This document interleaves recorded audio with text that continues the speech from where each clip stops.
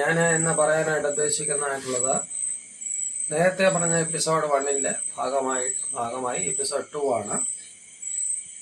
ഇത് അനേകരെ നിങ്ങളെ കണ്ടിട്ട് പ്രയോജനപ്പെടുകയാണെങ്കിൽ ലൈക്ക് ചെയ്യുക, കമൻറ്റ് ബോക്സിൽ കമൻ്റ് ഇടുക, അതുപോലെ സബ്സ്ക്രൈബ് ചെയ്യാനും മറക്കരുതേ എന്ന് ഓർപ്പിച്ചുകൊണ്ട് ഈ രണ്ടാമത്തെ തൈറോയിഡിൻ്റെ ഉദ്യമത്തിലേക്ക് ഞാൻ കടക്കുകയാണ്.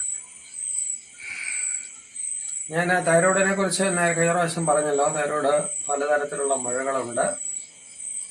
ചില മുഴകൾ പ്യൂബർട്ടി ഗോയിറ്റർ അല്ലെങ്കിൽ സ്ത്രീകൾക്ക് പ്യൂബർട്ടി സമയത്ത് അല്ലെങ്കിൽ അവരുടെ വളരുന്ന പ്രായത്തിൽ വരുന്ന മുഴകൾ. അതുപോലെ മറ്റ് ചില മുഴകളുണ്ട്, അത് തൈറോയിഡ് ഇൻഫ്ലമേഷൻ വരുന്നതായിട്ടുള്ള മുഴകളാണ്. പിന്നെ മൂന്നാമതായിട്ട് വേറൊരു തരം മുഴകളുണ്ട്, അത് ഈ പ്രഗ്നൻസിയിലൊക്കെ കാണുന്ന ഒരു മുഴകളാണ്.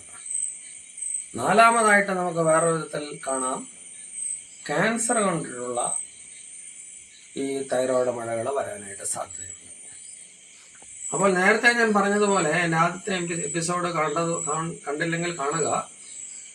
നമ്മൾ ഈ ഫൈൻ നീഡിൽ ആസ്പിരേഷൻ സൈറ്റോളജി എന്ന് പറയുന്ന FNAC എന്ന് പറയുന്നതായിട്ടുള്ള അത് ചെയ്യുന്നതാണ് ഏറ്റവും ഉത്തമം. അപ്പം നമുക്ക് അതിനകത്ത് അറ്റീക്വൈക്കലായിട്ടുള്ള അബ്നോർമലായിട്ടുള്ള സെൽസ് എന്തെങ്കിലും ഉണ്ടെങ്കിൽ കണ്ടുപിടിക്കാനായിട്ട് പറ്റും. അത് ഈ തൈറോയിഡ് മുഴകൾ മിക്കവാറും ആക്ടിവായിട്ടിരിക്കും.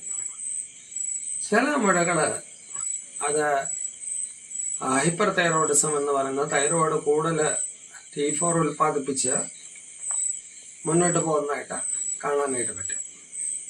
അങ്ങനെയുള്ളവരുടെ ലക്ഷണം എന്ന് പറഞ്ഞാൽ അവർക്ക് ഹൈപ്പർ തൈറോയിഡിസം എന്ന് പറയുമ്പോൾ അവർക്ക് കൂടുതലായിട്ട് നെഞ്ചിടിപ്പ് വരിക, വിശപ്പ് കൂടുതലായിട്ട് വരിക, ശരീരം ക്ഷീണിക്കുക, മാസം ഇറഗുലറായിട്ട് വരിക, അതുപോലെ അവർക്ക് കയ്യിൽ വറയിൽ വരിക, ചിലപ്പോൾ നാക്കിൽ തന്നെ വറയിൽ വന്നേക്കാം.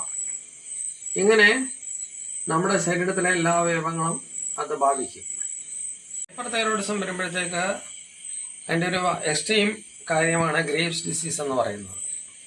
ഈ ഗ്രേവ്സ് ഡിസീസ് എന്ന് പറയുമ്പോൾ നമ്മുടെ കണ്ണ് വെളിയിലോട്ട് തള്ളും, നമ്മുടെ ഗേസിലൊക്കെ വളരെ വ്യത്യാസം വരും, അതുപോലെ ഏത് സമയം നമ്മൾ വേർത്തുകൊണ്ടിരിക്കും, എത്ര കഴിച്ചാലും നന്നാവത്തില്ല. ഇങ്ങനെയുള്ള കാര്യങ്ങളൊക്കെയാണ് ഹൈപ്പർ തൈറോയിഡിസം. ഭാഗ്യവശാൽ ഹൈപ്പർ തൈറോയിഡിസം നമ്മുടെ നാട്ടിൽ വളരെ കുറവാണ്. ഈ ഹൈപ്പർ തൈറോയിഡിസത്തിന് നമ്മുടെ ട്രീറ്റ്മെൻറ്റ് കാർബിമസോൾ എന്ന് പറയുന്ന ഒരു മരുന്നാണ്. അതിനെ നിയോമർക്കസോൾ എന്നും പറയും. ഇപ്പോൾ ചില പുതിയ മരുന്നുകളൊക്കെ മാർക്കറ്റിൽ അവൈലബിൾ ആണ്. അത് ഹൈപ്പർ തൈറോയിഡിസം എന്ന് പറയും. ഇനിയും മുഴകളില്ലെങ്കിലും തൈറോയിഡിൻ്റെ ലെവൽ കുറയുകയും TSHൻ്റെ ലെവൽ കൂടുകയും ചെയ്യുന്ന കണ്ടീഷനാണ് നമ്മളത് ഹൈപ്പോ തൈറോയിഡിസം എന്ന് പറയുന്നത്. ഈ ഹൈപ്പോ തൈറോയിഡിസം ഹൈപ്പർ തൈറോയിഡിസത്തിനെക്കാട്ടിൽ കഷ്ടമാണ്. പക്ഷേ കാര്യം എന്താണെന്നറിയില്ല, നമ്മുടെ നാട്ടിൽ ഹൈപ്പോ തൈറോയിഡിസം വളരെ കോമൺ ആണ്. കാലിലും കയ്യിലും നീര് വരിക, മുഖത്ത് നല്ല വട്ടമുഖം വരിക, നമ്മുടെ ശബ്ദം വളരെ പരുക്കനാകുക, നമുക്ക് ചൂടത്തിരിക്കാൻ ആഗ്രഹം വരിക, മെൻസ്ട്രേഷനിൽ ഒരുപാട് ബ്ലഡ് പോവുക, അതുപോലെ BP വർദ്ധിക്കുക. ഇങ്ങനെ എല്ലാ സിസ്റ്റത്തെയും അത് അഫക്റ്റ് ചെയ്യുന്ന ഒരു അസുഖമാണ് ഹൈപ്പോ തൈറോയിഡിസം. അത് നമ്മുടെ നാട്ടിൽ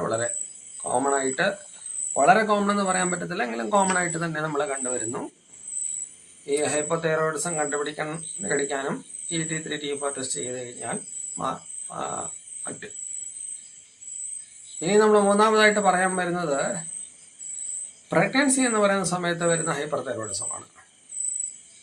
ഈ സമയത്തും ഈ തൈറോയിഡ് വളരെ വീങ്ങി വരുന്നു. നമ്മുടെ തൈറോയിഡ് കൂടുതൽ ഉണ്ടാക്കാനുള്ള ഒരു ടെൻഡൻസി പ്രഗ്നൻസി സമയത്തുണ്ട്. നമുക്കറിയാം, പ്രഗ്നൻസിയുടെയും ലാക്ടേഷൻ്റെ സമയത്ത് നമ്മുടെ ബോഡിയുടെ ആവശ്യകത കൂടുതലാണ്. കാരണം നമ്മുടെ വയറ്റിലൊരു ശിശു വളരുന്നു, നമ്മളൊരു ശിശുവിന് പാല് കൊടുക്കുന്നു. അപ്പോൾ ആ സമയത്ത് നമ്മുടെ തൈറോയ്ഡ് ഗ്രന്ഥികൾ വളരെ വയ്ക്കാൻ സാധ്യതയുണ്ട്. അപ്പോൾ ആ സമയത്ത് പ്രത്യേകിച്ചൊന്നും ചെയ്യേണ്ട.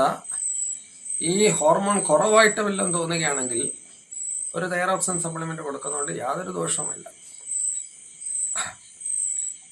അതുപോലെ വേറെ ഒരു രോഗമാണ്. പല വിധത്തിലുണ്ട്. ഒന്ന് ഗ്രാനുലോമാറ്റസ് തൈറോയിഡൈറ്റിസ്, അത് കുറവാണ് പൊതുവെ. പിന്നെ ഹാഷിമോട്ടോസ് തൈറോയിഡൈറ്റിസ്, ആ തൈറോയിഡൈറ്റിസ് വളരെ കോമൺ ആയിട്ട് കണ്ടുവരുന്നു. FNAC എടുക്കുമ്പോൾ അറിയാം, ഹാഷിമോട്ടോസ് തൈറോയിഡൈറ്റിസ്. അതിൻ്റെ ആൻറ്റിബോഡീസും കാണാം. തൈറോഗ്ലോബുലിൻ ആൻറ്റിബോഡി എന്ന് പറയുന്നൊരു ആൻറ്റിബോഡിയും വേറെയും ചില ആൻറ്റിബോഡീസ് അതിനകത്ത് കാണാം. ആ ഹോർമോണിൻ്റെ അളവും കൂടും. അതാണ് ഓട്ടോ ഇമ്മ്യൂൺ തൈറോയിഡൈറ്റിസ് അല്ലെങ്കിൽ ഹാഷിമോട്ടോസ് തൈറോയിഡൈറ്റിസ് എന്ന് പറയുന്നത്. ഈ ഹാഷിമോട്ടോസ് തൈറോയിഡൈറ്റിസ് പെട്ടെന്നൊന്നും ഹൈപ്പോതൈറോയിഡിസത്തിലേക്ക് പോകത്തില്ല, അതല്പം സമയമെടുക്കും. എങ്കിലും അങ്ങനെ ഹോർമോൺ ലെവൽ കുറവാണെന്ന് കണ്ടു കഴിഞ്ഞാൽ അതിന് തൈറോക്സിൻ സപ്ലിമെൻറ്റ് അല്ലെങ്കിൽ തൈറോനോൺ സപ്ലിമെൻറ്റ് നമ്മളത് കൊടുത്തേ മതിയാവത്തുള്ളൂ. ഹൈപ്പോതൈറോയിഡിസം കേസുകളിൽ നമുക്ക് ഓപ്പറേഷൻ്റെ ആവശ്യമില്ല, പകരം തൈറോക്സിൻ സപ്ലിമെൻറ്റ് ചെയ്താൽ മതി. ഈ ഹൈപ്പോതൈറോയിഡിസത്തിൽ ജീവിതകാലം മുഴുവൻ ഗുളിക കഴിക്കണമെന്ന് ചോദിക്കുന്ന ചോദ്യം ചിലർ ചോദിക്കും. തൈറോയിഡിന് ഈ ഹൈപ്പോതൈറോയിഡ്സോളം കേസാണെങ്കിൽ ഞങ്ങൾ ജീവിതകാലം മുഴുവൻ ഗുളിക കഴിക്കുന്നതാണ് നല്ലത്. കാരണം മരുന്നിനെ പേടിച്ച് നമ്മുടെ ജീവിതത്തിൽ നമ്മൾ എന്തെങ്കിലുമൊക്കെ ചെയ്ത് കൂട്ടി എല്ലാ അസുഖങ്ങളും പിടിച്ച് പ്രഷറും കൂടി നമ്മുടെ എല്ലാ സിസ്റ്റവും അഫക്റ്റ് ചെയ്തതിനെക്കാട്ടി നല്ലത് യാതൊരുവിധ സൈഡ് എഫക്റ്റും ഇല്ലാത്ത ഈ തൈറോയിഡിൻ്റെ ഹോർമോൺ ഗുളികകൾ കഴിക്കാനുള്ളതാണ്. ഇപ്പോൾ അത് പല സ്ട്രെങ്തിലുണ്ട്. 75 ഉണ്ട്, 50 ഉണ്ട്, 100 ഉണ്ട്, 125 ഉണ്ട്. പല സ്ട്രെങ്തുകൾ നമുക്ക് വാങ്ങിക്കാനായിട്ട് കിട്ടും. അപ്പോൾ ഈ ഹാഷിമോട്ടോസ് തൈറോയിഡൈറ്റിസിനെ കുറിച്ച് ഓർക്കുക. ഇതുപോലെ മറ്റൊരു അസുഖമാണ് നമുക്ക് തൈറോയിഡ് ക്യാൻസർ എന്ന് പറയുന്നത്. എന്തുകൊണ്ടാണ് നമ്മുടെ നാട്ടിൽ ക്യാൻസർ തൈറോയിഡ് വളരെ കുറവാണ്? കഴിഞ്ഞ 23 വർഷക്കാലമായി അതിലേറെയായിട്ട് ഞാൻ പ്രാക്ടീസ് ചെയ്യുന്നു. തൈറോയിഡ് ക്യാൻസർ വളരെ വിളരമാണ്, എന്നാലുണ്ട്. അതിനകത്ത് തന്നെ പാപ്പുലറി കാർസിനോമ ഉണ്ട്, ഫോളിക്കുലർ കാർസിനോമ ഉണ്ട്, അതുപോലെ മെഡുലറി കാർസിനോമ ഉണ്ട്, അനാപ്ലാസ്റ്റിക് കാർസിനോമ, ഇങ്ങനെ പല വിധത്തിലുണ്ട്. ഏറ്റവും കൂടുതൽ കണ്ടുവരുന്നത് നമ്മൾ പാപ്പുലറി കാർസിനോമയാണ്. ഈ പാപ്പുലറി കാർസിനോമ എന്ന് പറയുന്നത് നിരുപദ്രവ്യാധിയായ ഒരു ക്യാൻസറാണ്. അതെടുത്ത് കളയണമെന്ന് മാത്രം, പക്ഷെ അതുകൊണ്ടൊന്നും ആരും മരിക്കത്തൊന്നുമില്ല. അത് ലിംനോഡ്സിലേക്ക് മുന്നോട്ട് പോകും. അതുകൊണ്ട് അതിൻ്റെ കൂടെ റാഡിക്കൽ നെക്ക് ഡിസെക്ഷൻ ചെയ്തതിന് ശേഷം അതിൻ്റെ നോട്ട്സ് എല്ലാം പിക്കപ്പ് ചെയ്ത് കഴിഞ്ഞാൽ പാപ്പുലറി കാർസിനോമ തൈറോയിഡ് നമുക്ക് വലിയ പ്രശ്നം ഉണ്ടാക്കുന്ന ഒരു ഇതല്ല.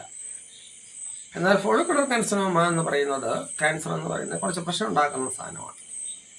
അത് ബ്ലഡിൽ കൂടി മറ്റ് സ്ഥലങ്ങളിലേക്ക് പോകാം. എന്തുകൊണ്ടോ നമ്മുടെ നാട്ടിൽ ഈ ഫോളിക്കുലർ ക്യാൻസർ തൈറോയിഡ് വളരെ വളരെ കുറവാണ്. അതുപോലെ മറ്റേ മെഡുലറി കാർസിനോമ, അനാപ്ലാസ്റ്റിക് കാർസിനോമ, ഇതൊക്കെ നമ്മുടെ നാട്ടിൽ വളരെ കുറവാണ്. അപ്പോൾ ഞാൻ തൈറോയിഡിനെ കുറിച്ച് ചില കാര്യങ്ങളൊക്കെ നിങ്ങളോട് പറഞ്ഞു. ഈ തൈറോയിഡ് എന്ന് മാത്രമല്ല, ഏതൊരു മുഴകളും നിങ്ങളുടെ ശരീരത്തിൽ വന്നു കഴിഞ്ഞാലും അത് വെച്ചുകൊണ്ടിരിക്കരുത്. പലപ്പോഴും നമ്മൾ അറിയാതെ തന്നെ തൈറോയിഡിൻ്റെ ഗ്രന്ഥികളൊക്കെ പൊങ്ങി വരും. ഹൈപ്പർ തൈറോയിഡിസം ചെല്ലുമ്പോഴായിരിക്കും നമ്മൾ അറിയുന്നത്. ഹൈപ്പർ തൈറോയിഡിനെ ചെല്ലുമ്പോൾ അതിന് മരുന്നുകൊണ്ട് ചികിത്സയുണ്ടെങ്കിലും അത് അത്യന്തരമായിട്ടുള്ള ചികിത്സ എന്ന് പറയുന്നത് ഈ തൈറോയിഡ് ഗ്ലാൻഡ് മാറ്റുക എന്നുള്ളതാണ്. അത് ഹെമി തൈറോയിഡക്ടീവ്, തൈറോയിഡിൻ്റെ ഒരു ഭാഗം വെച്ച് മുറിക്കുക, അല്ലെങ്കിൽ മറ്റൊരു ഭാഗം, അല്ലെങ്കിൽ മൊത്തമായിട്ട് എടുത്ത് കളയുക. മൊത്തമായിട്ട് എടുത്ത് കളയുമ്പോൾ നമ്മുടെ പാരാതൈറോയിഡ് ഗ്ലാൻസ് എന്ന് പറഞ്ഞതിൻ്റെ പുറകിൽ ഒരു 4 ഗ്ലാൻസ് വേറെ ഇരിപ്പുണ്ട്. ആ ഗ്ലാൻസ് കറയാതെ ഒക്കെ സൂക്ഷിച്ചിട്ടാണ് സർജന്മാർ ചെയ്യുന്നത്. അപ്പോൾ അതിനെക്കുറിച്ച് ഭീതിയല്ല ആവശ്യം. പകരം ഇങ്ങനെയുള്ള കാര്യങ്ങളൊക്കെ ചികിത്സയുണ്ട് എന്ന് മനസ്സിലാക്കി നമ്മൾ മുന്നോട്ട് കടന്നു പോയില്ലെങ്കിൽ ജീവിതത്തിലെ പല കാര്യങ്ങളും വളരെ വിഷമകരമായിരിക്കും. ഈ തൈറോയിഡിനെ കുറിച്ച് ഞാൻ ഇത്രയും പറഞ്ഞു. ഇത് ഇഷ്ടപ്പെട്ടവർ ലൈക്ക് ചെയ്യുക, കമൻറ്റ് ബോക്സിൽ കമൻ്റ് ഇടുക. അതുപോലെ നിങ്ങൾ സബ്സ്ക്രൈബ് ചെയ്യുവാൻ ആഗ്രഹമുള്ളവർ സബ്സ്ക്രൈബ് ചെയ്യുക. അത് നിങ്ങൾ എനിക്ക് ചെയ്യുന്ന ഉപകാരമായിരിക്കും.